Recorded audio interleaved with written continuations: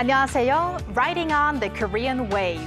Welcome to Tuesday's edition of The Culture Wave. I'm Pontua in Seoul. Explore with us Korea's culture from all aspects and stay up to date with K-entertainment, K-trends, K-heritage, K-everything. And we're going to do all of that with our co-host Walter Lee in the studio. Hello, Walter. Hello, Soa, and hello to everyone at home. I'm Walter Lee. I have the latest in K-Enter news just for you, so stick around. Walter, yesterday you provided us with quite the amount of news on male K-Enter stars, but today it's almost everything about girl power. Yes, indeed. So who runs the world, or at least the K-Enter section today? Girls. I have news on one of my favorite singers and more. So yes. All right, so let's kick off with the first story of K-Enter news today, Walter. And it's about none other than Hallyu and a big achievement that probably I and you have contributed to. That's correct, indeed. So it seems like every week the Korean singer, songwriter, actress, and I guess now we can call her a megastar YouTuber, Hallyu, has something to celebrate. Now, this time she can celebrate that she has reached 10 million subscribers on the video sharing platform. Now, on Sunday, Hallyu shared a video capturing the moment that she reached the diamond-studded milestone via her social media. Now, YouTubers who reach this milestone get a diamond YouTube button, which is the second highest achievement as the creator on the platform. The highest one is actually a red diamond kind of platform. Now, at the moment, she hit 10 million subscribers. Hallyu said to her audience, "I've become a YouTuber with the diamond button," and added, "I'll work hard to become a 10 million subscriber YouTuber who creates even more fun content." So it looks like she's going to be keeping busy, not just singing, but also, you know, doing YouTube stuff. Now, Hallyu launched her official YouTube channel in February of 2017 and reached 10 million subscribers in around 8 years and 2 months. Well, I am a proud subscriber. Congratulations to Hallyu on that milestone. And now, from 10 million, we're now going to move on to a girl group that desires to become a whole 100 with their fans. Yes, but they have more than 100 fans. Of course. So today, do you think you can pull off a perfect crime, Soa? Maybe not on air. Not on air, of course, no. But, well, 50-50 think they can. So K-pop girl group 50-50, who debuted in 2022, released their new digital single and lyric video on YouTube called Perfect Crime on Monday. Now, Perfect Crime is a synth-based track with an emotional and atmospheric sort of vibe. So 50-50 previously made headlines back in 2023 with their hit song Cupid, which stayed on the US Billboard Hot 100 chart for 25 consecutive weeks. Now, last year, they successfully completed their first US tour. Now, for those who don't know, 50-50 did have a rocky start to their career. They debuted as a 4-member group in November 2022 following a dispute with their agency. Their members left, leaving only one, which is Kina. In September 2024, 50-50 resumed their activities as a 5-member group, combining Kina with 4 other new members. So let's hope from here onwards the group stays strong, continues to delight their fans, and continues to bring out great songs. Well, Perfect Crime is perfectly catchy. I listened to it before the show, but I still have Cupid in my head. Yes. So even with a member change, let's do hope that the vibe of Cupid and 50-50 in the past will maybe stay similar so that the fans will keep listening. I'm sure they will. They will, of course. And now, last but not least, turning to K-dramas now, Walter, and this is a drama that you have been eagerly waiting for it to come out. I have been really eagerly awaiting. Well, it's been out for a while, but yes, as a big Park Eun-bin fan, I was looking forward to this next big role that she was absolutely dying to be in. She was talking about it so much. It was on Disney+. I'm talking about Hyper Knife. Now, Hyper Knife has been one of the biggest medical thriller dramas around at the moment, where now Park Eun-bin plays Seok, once promising genius doctor and her former mentor, Doki, who was responsible for her downfall. So just like her last legal drama, Extraordinary Attorney Woo, it seems to have caught the eye of the international audience, which is obviously great for Korean dramas. So for example, major international outlets like Forbes have been showing outstanding reviews and giving a lot of praise for this drama. For her Forbes interview, Park said, "Taking on a new role is always something that makes my heart race," adding, "As an actor, I feel truly blessed to be able to explore such a wide range of characters." Now, Disney Plus' first original medical thriller, Hyperknife, is set to release its final episode on April 9th. That's tomorrow. All right. Thank you very much, Walter, for those K-Enter news, especially on the girl power out there. And stick around. Will do. And now it's time to go over to our AI anchor, Adi, for other culture-related news. Adi, take it away. Hello and welcome to your AI guide to the latest cultural updates from Korea. Here's our top story. How about getting a glimpse of Korean royal culture as you stroll through the palaces on a beautiful spring day? The 2025 Spring K-Royal Culture Festival will be held from April 26th to May 4th across Seoul's 5 major palaces: Gyeongbokgung, Changdeokgung, Deoksugung, Changgyeonggung and Gyeonggigung, as well as Chongmyo Shrine. Gyeongbokgung offers immersive experiences, from exploring the legacy of King Sejong and making traditional sweets, to evening music concerts and royal court dance lessons. At Changdeokgung, visitors can enjoy tranquil forest walks and hanbok photo sessions, while Gyeonggigung opens its gates for rare nighttime tours. Reservations for key events are available via ticket link. For the first time in 25 years, the National Kugak Center will showcase Chongmyo Daereak in Japan. Chongmyo Daereak is a Joseon-era royal ceremonial performance combining music and dance, presented during ancestral rites at Chongmyo Shrine to honor the late kings and queens. The performance will be held on April 19th at Bungyo Civic Hall in Tokyo as part of a cultural exchange marking the 60th anniversary of normalizing Seoul-Tokyo ties. In return, Japan will showcase Kumi Odori, a traditional musical drama from Okinawa this June in Korea, highlighting each nation's UNESCO-listed cultural heritage. The Kugak Center earned wide acclaim for its Chongmyo Daereak performance in Singapore last week and is set to bring the royal ritual music to audiences in Hong Kong this November.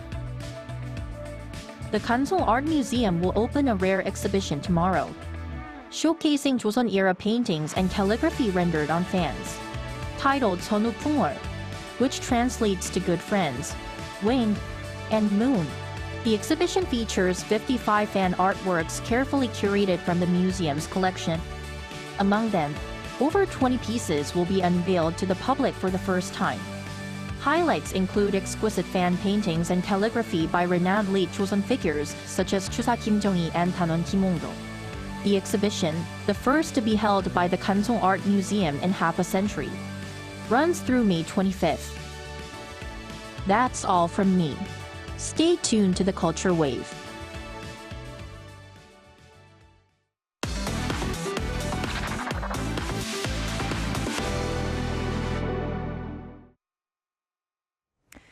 The Culture Ministry has released its annual Global Hallyu survey, revealing the most popular aspects of Korean culture captivating fans around the world. While the global reach of Hallyu, or the Korean wave, continues to grow, the survey also points to a rise in negative perceptions. Our Han Da-eun brings us the highlights. What's the first thing that comes to mind when you think of Korea? The Culture Ministry and the Korean Foundation for International Cultural Exchange posed that very question to some 26,400 people across 28 countries who have experienced Korean culture. According to survey results released on Monday, K-pop came out on top, with nearly 18% of respondents naming Korean pop music as the strongest image associated with Korea. It marks the 8th consecutive year that K-pop has been reaffirmed as the country's defining cultural icon. Korean cuisine followed in second place, trailed by K-dramas, beauty products, and Korean films, rounding out the top 5. Among the many K-pop acts that have captivated global audiences, BTS continues to lead the pack. The 7-member global sensation retained its crown as the world's most beloved K-pop group for the 7th straight year, with over 24% of respondents naming the group as their top pick. Following closely were the Pretty Savages, Blackpink, and versatile singer-songwriter IU. In the realm of K-dramas, Netflix hit Squid Game was the most preferred series, while Queen of Tears and Crash Landing on You ranked 2nd and 3rd, respectively. On the K-cinema front, Bong Joon-ho's Oscar-winning masterpiece Parasite topped the list, with the gripping zombie action film Train to Busan and the occult thriller Exuma close behind. Global favorability toward Hallyu content rose to over 70%, up 1.5 percentage points from a year ago, led by strong support in Southeast Asia. But the growing global influence of K-culture has also brought a rise in negative perceptions. Those with unfavorable views of Hallyu climbed to 37.5%, the highest in the past 5 years, with many citing it as overly commercialized. Based on the survey findings, the Culture Ministry aims to further enhance global outreach by hosting large-scale Hallyu expos and expanding K-culture promotion centers worldwide, riding the unrelenting wave of global interest in Korean culture. 한다은, 아리랑 뉴스. Riding the unrelenting wave of global interest in Korean culture. Isn't that what we are doing, Walter? Yes, there's no doubt that the culture wave seems to be, quenching the thirst of Korean K-wave lovers. But so, did anything surprise you about the Hallyu survey? Well, I wasn't really that surprised about the #1 category that global fans of K-culture are interested in, which is K-pop. But I did find it interesting that K-food was ranking 2nd, even ahead of K-dramas. Yeah, but I do think it is actually K-pop and K-dramas that are helping K-food reach that pinnacle because, K-pop idols, they eat K-food, and K-dramas, they eat anything, and then people, they also want to eat it as well. Just like Park Eun-bin eating kimbap in Attorney Woo, as you mentioned before. Yep, and then I was on a Park Eun-bin. kimbap rage after that, eating kimbap time after time. I couldn't stop eating it. All right, well, let's see how much the Hallyu wave is going to expand, and we're also going to do our efforts in, trying to show different aspects of the Korean culture to our viewers. And stick around, Walter, because we're actually going to talk about another aspect of K-culture coming up next. Okay.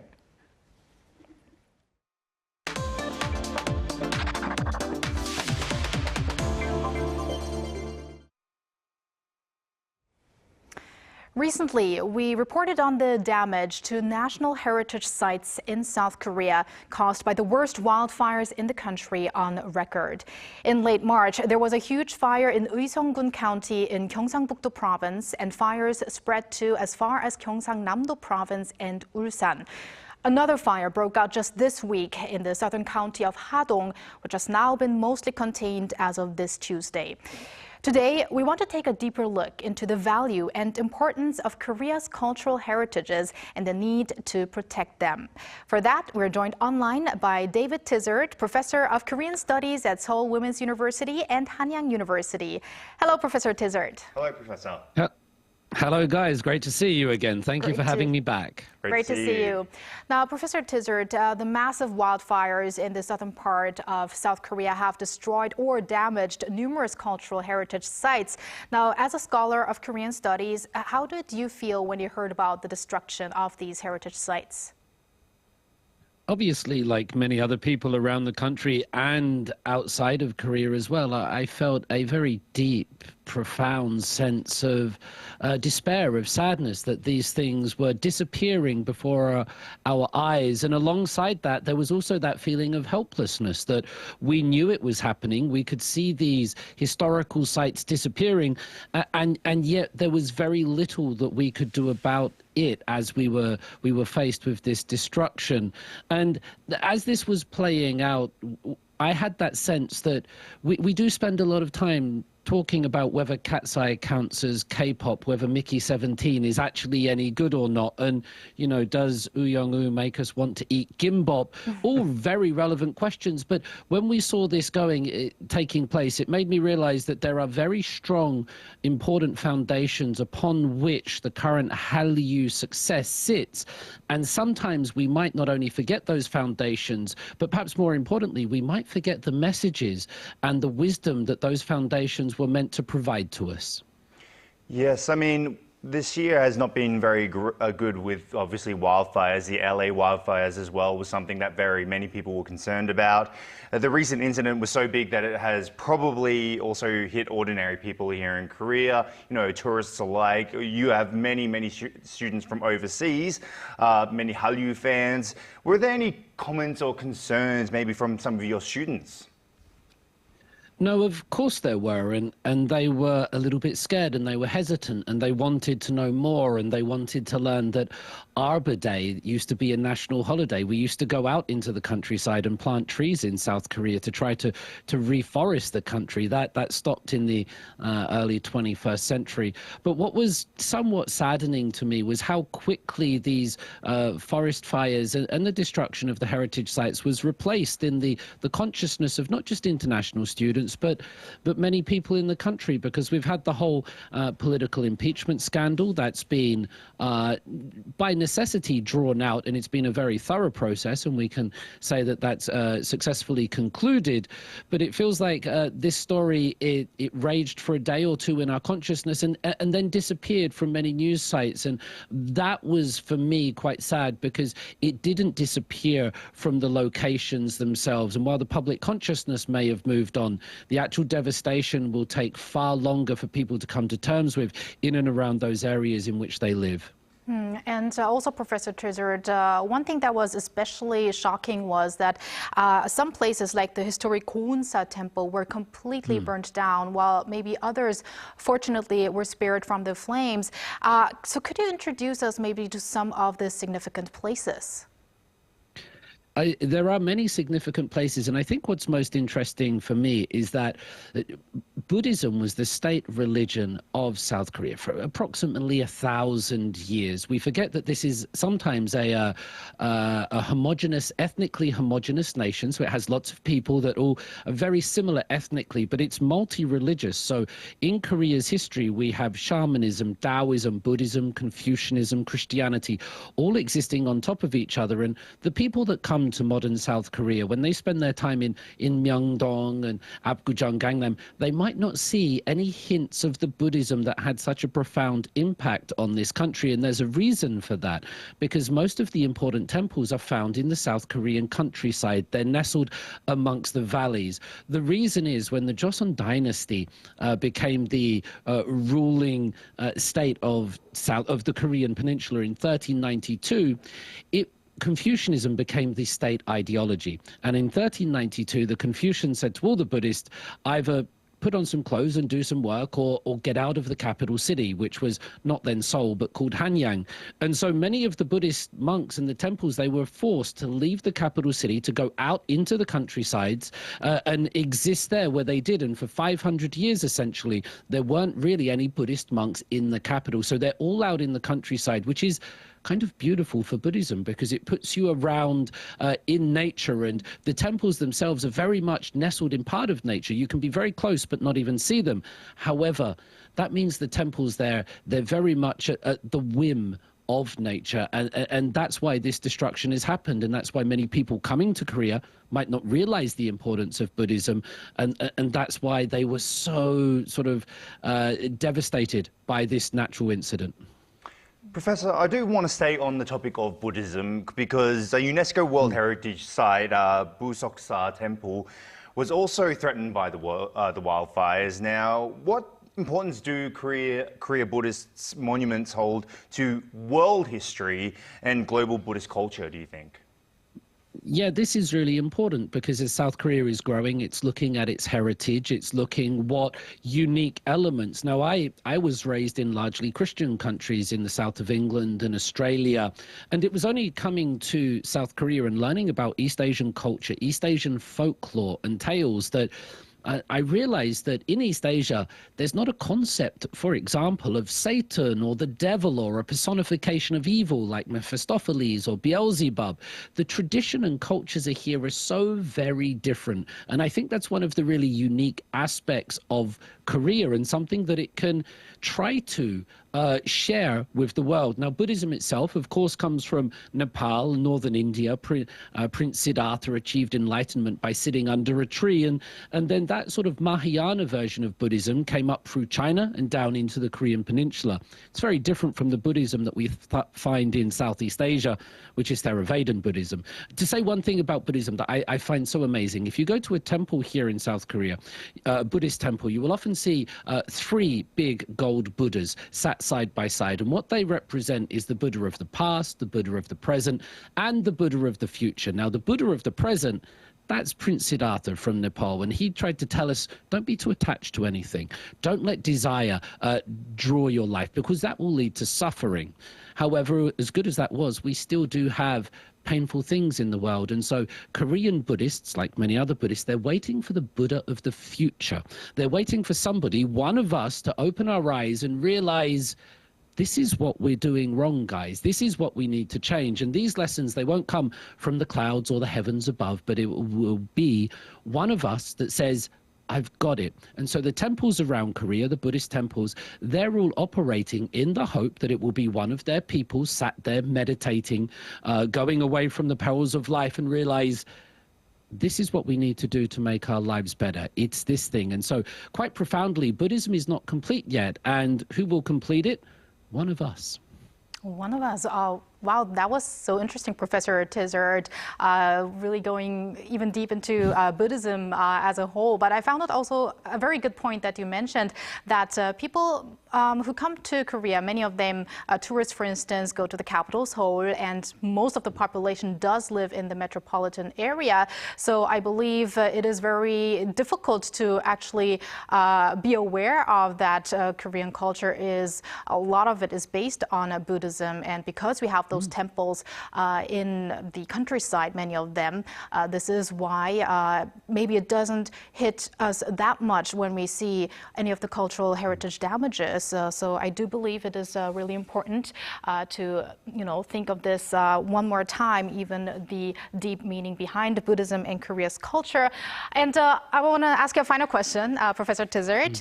What efforts do you think can be made to protect cultural heritage or just, raise the awareness? Well, I think so. Conversations like this are very important because now we've said amongst the K-pop, the K-food and the K-dramas, we've said the word Buddhism and that helps. And we could be saying the word shamanism or Taoism or Confucianism, anything else. So consciousness helps. And for those out there that are more interested, I'm not an expert on cultural preservation, but I would say for anyone interested, you can go and watch Shinggwa 함께, along with the gods, that based on a webtoon features some really nice Buddhist elements. My Mister with IU, I heard you talking about her recent success on YouTube. That has a really nice Buddhist storyline involved in it. It's not the main thing. And then, of course, U to the Young to the U, Extraordinary Attorney U. That Buddhism is a recurring theme in that drama as well. So now we've talked about it, people might start seeing it just a little bit more in those K-drama contents, and hopefully the next time, this will help preserve culture in our memory and in our modern lives. Well, thank you very much, Professor Tizard, for your insights today and also the recommendations that you just made. I mean, it's unfortunate that we had to deal with this topic with the country having been affected by the wildfires, but it was an opportunity to shed light on the deep meaning of these historic sites as well as the religious and cultural aspects that you touched upon today. So thank you very much. Thank you, Professor. Thank you for letting me speak. Have a great day, everybody. You too. And thank you, Walter. Have a great day yourself, and we'll see you again very soon. See you very soon. Thank you for spending the past half an hour with us on the Culture Wave. Please join us again tomorrow on Wednesday at 2 p.m. Korea time, and maybe one day here in Korea.